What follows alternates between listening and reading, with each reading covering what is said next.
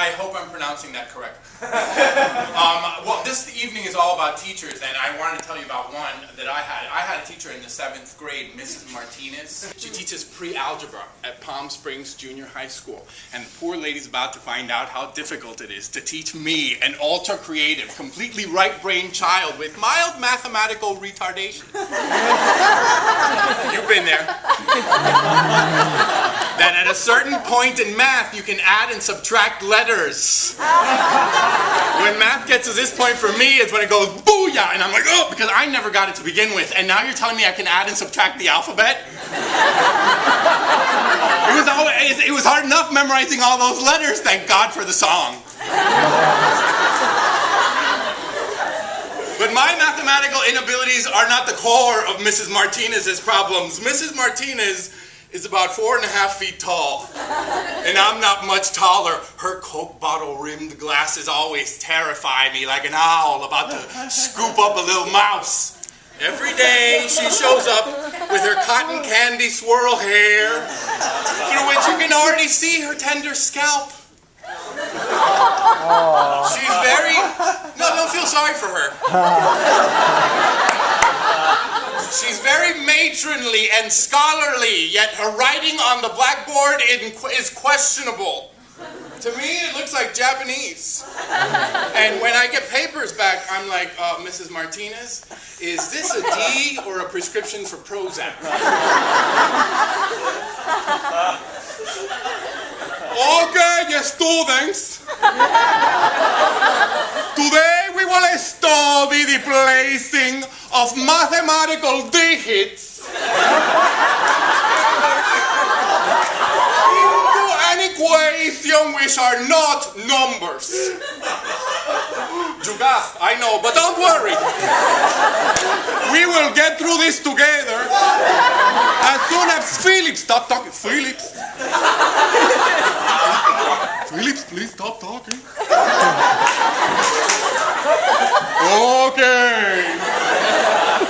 Now, Mrs. Martinez designates me the talker because I am the class clown, and so every time she wants the entire class to shut up, she'll just aim at me and point at me with her torpedo tit bra. But I'll have my revenge. Felix. Felix, please stop talking. Okay. Now, every day, Mrs. Martinez makes us take a math quiz in class, and she makes everyone pass their papers up to the front row, right? So I always sit in the last seat of row number 6. Mrs. Martinez assigns me that seat. Felix! Why do you hide in that back row? So that you can keep talking? No, Mrs. Martinez, so you can nail me to the cross every time you want a scapegoat before the class. Then she has this futile contest, what she refers to as the passing Jew paper to the front row contest. Now, this is a contest for which there is no prize. Where's the incentive, woman? Okay, yes, students, now we will have the passing Jew paper to the front row contest. Okay, everybody ready, eh? Let's see, yeah, you all look ready, except for Felix, who stop, Felix? Felix, please stop talking. Okay, a la 1, a la 2, a la 3, put your paper to the front! Okay, as you can see, row number 2 has won, and row number 6 lagged way behind because you know who kept changing her answers, and Martin was too busy staring out the window. Pero class, can you tell me the real reason why row number 6 always loses the passing your paper to the front row contest? Everybody together. Because Felix won't stop talking. Okay.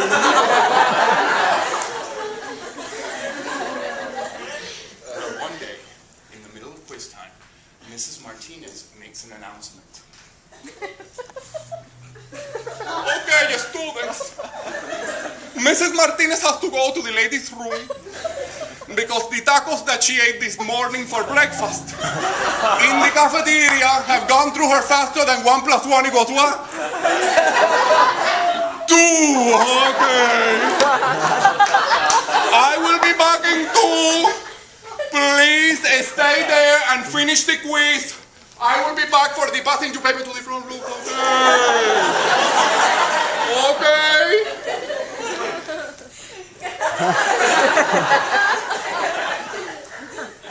No cheating.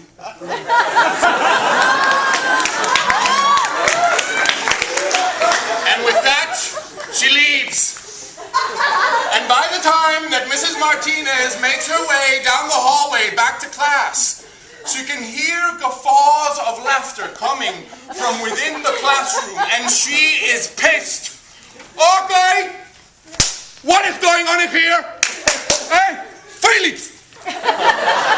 Felix, you and Usmail have detention after class for talking. Okay. I look to Usmail, who has murder in his eye. I'm sorry, Usmail, I whisper. And nobody says a word. She is torpedo-tip pissed. So we finish the quiz, and by the end of class, Mrs. Martinez regains her composure. But as soon as the bell rings, she calls me over, and I'm terrified. Okay, Felix. I heard from some of the other students that while I was away, you were doing imitations of me. Oh, shit. I know that you are in the drama class. Okay? And no one in the second period class is that funny.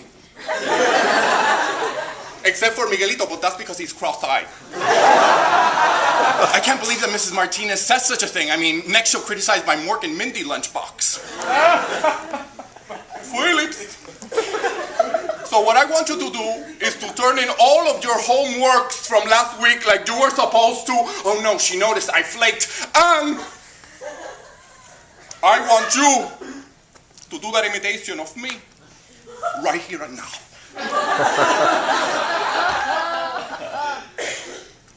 So in perfect drama school style, I inch begrudgingly over to the blackboard, turn around, take my dramatic moment, you know all about that, and turn around as her. Because if I'm going to go down, I'm going to go down in flames. And in the middle of my second, Felix, please, Mrs. Martinez goes,